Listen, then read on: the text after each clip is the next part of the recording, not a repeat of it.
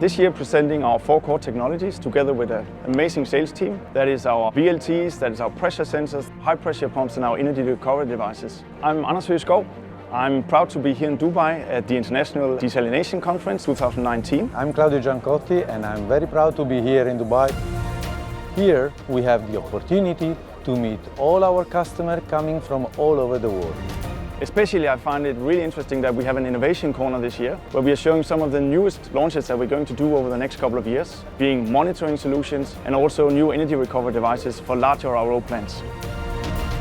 We develop and discuss the best solution for the desalination project for now and for the future to have the real best sustainability technology in the world.